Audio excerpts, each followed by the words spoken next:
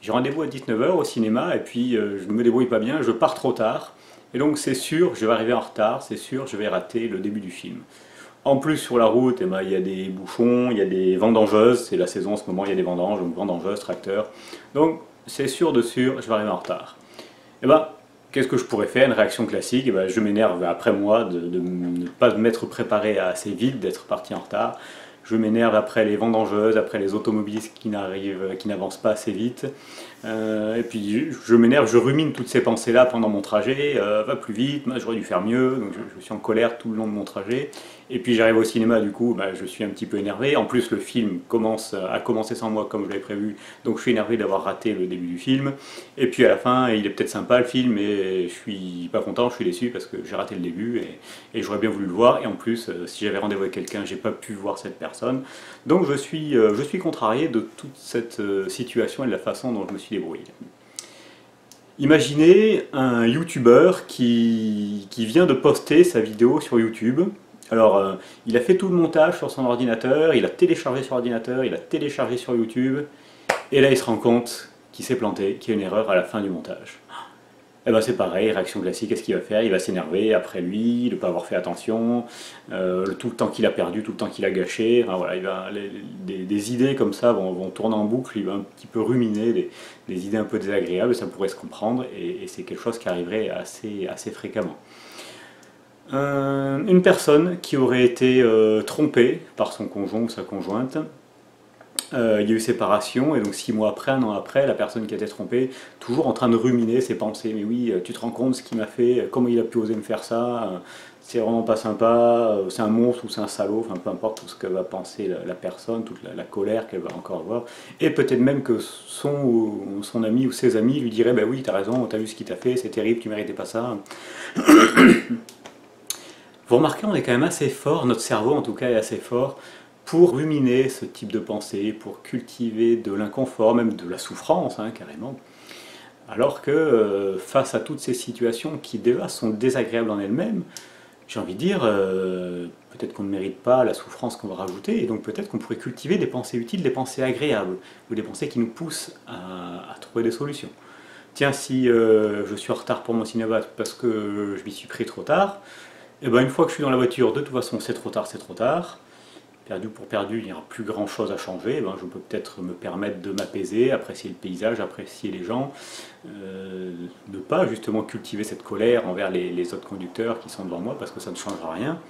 Et peut-être me soutenir, m'encourager en me disant bon ben c'est pas grave, si je rate les 3 minutes du film ou 5 minutes du film, bon ben je raterai pas grand chose, on me racontera, je verrai tout le reste, ce sera très très bien.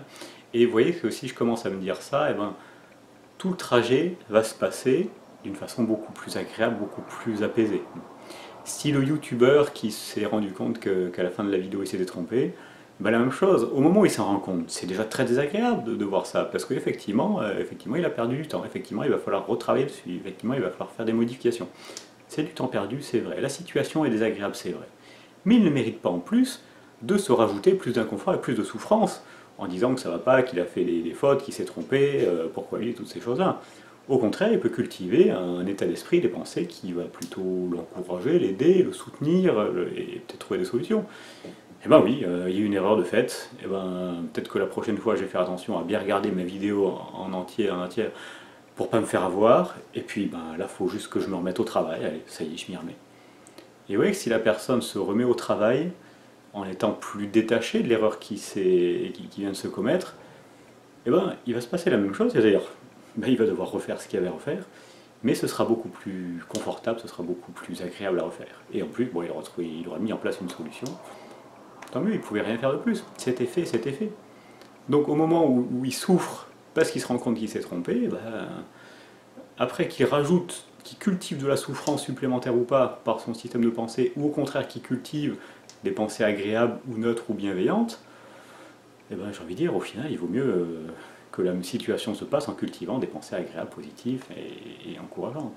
Pareil pour la personne qui aurait été trompée, si 6 mois après, un an après, elle est encore en train d'y penser à cette situation, en ayant des pensées qui cultivent de la colère, de la tristesse, de la jalousie, de la rancœur, eh bien, elle est en train de cultiver au quotidien de l'inconfort, de la souffrance, de la difficulté. Et elle ne mérite pas ça. Elle a déjà souffert, cette personne, dans l'instant. Elle a déjà souffert quand elle s'est rendue compte qu'elle avait été trompée.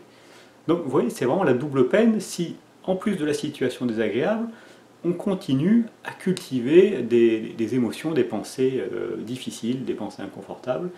Et c'est vraiment des pensées qui dépendent de nous, que nous, on a une maîtrise dessus. C'est pour ça cette phrase quoi qu'il arrive, je ne me créerai pas de souffrance. C'est pas du tout pour se mettre de la culpabilité, c'est pas non plus pour rejeter ou se débarrasser des émotions, non. La vie se charge bien souvent de nous apporter des situations qui sont un petit peu difficiles, et donc en réaction, on a des émotions qui peuvent être désagréables, qui peuvent se déclencher. Et bien oui, ça déjà c'est désagréable, on ne mérite pas en plus de cultiver de l'inconfort, de cultiver de la difficulté. Quoi qu'il arrive, je ne me créerai pas de souffrance. Donc on n'est pas en train de se culpabiliser, on n'est pas en train de dire que toutes nos souffrances, tous nos problèmes viennent de nous, qu'on est responsable de tout ça, non. Mais on est peut-être responsable, ou en tout cas on a le pouvoir d'agir sur ce qui nous arrive. Ce qui nous arrive ne dépend pas forcément de nous, mais ce que je vais en faire, ça, heureusement, c'est plutôt une bonne nouvelle, on peut en faire quelque chose. On peut accueillir une situation avec plus de pensées bienveillantes, aidantes, encourageantes, et des pensées qui recherchent des solutions. Alors, je vous invite justement vous à faire ce petit exercice à chaque fois que vous êtes dans une situation inconfortable, à chaque fois que vous ne vous sentez pas bien et qu'il y a des émotions désagréables en vous. Prenez le temps de mettre un petit peu de recul par rapport à vos pensées et soyez attentif à votre dialogue intérieur, à vos pensées. Est-ce que vos pensées sont en train de cultiver de l'inconfort, de la colère, de la souffrance? Souvent, si c'est une situation difficile, il y a de grandes chances que votre système de pensée soit en train de cultiver cette souffrance et ces difficultés. Eh bien, une fois que vous avez pris conscience de ça, essayez de mettre à la place un système de pensée qui va plutôt vous soutenir, qui va plutôt vous encourager, qui va plutôt rechercher à mettre en place des solutions. Donc vous vous souvenez, quoi qu'il arrive, je ne me créerai pas de souffrance. Si vous aussi vous souhaitez apprendre à gérer vos émotions, à vous libérer de certaines dépendances, peut-être améliorer votre estime ou votre confiance en vous, ou gérer pourquoi pas votre rapport à la nourriture, vous verrez en fin de vidéo, peut-être dans le descriptif, il y aura une liste plus exhaustive des champs d'application de ma pratique. Eh bien vous pouvez prendre un rendez-vous pour des séances individuelles d'1h30 environ, en appel visio, comme ça même si vous habitez à l'autre bout de la France, eh bien, vous y avez accès également. Comme tout mon travail passe par l'oral, par le langage, par la parole, et bien en visio ça fonctionne très très bien. Tant que je peux entendre la personne et voir son visage, moi ça me suffit amplement. Donc le tarif de la séance c'est 40 € en visio, et puis si vous habitez plus près, bien sûr, vous pouvez venir directement à mon cabinet si vous habitez en Gironde. Donc regardez, le lien de prise de rendez-vous est dans le descriptif.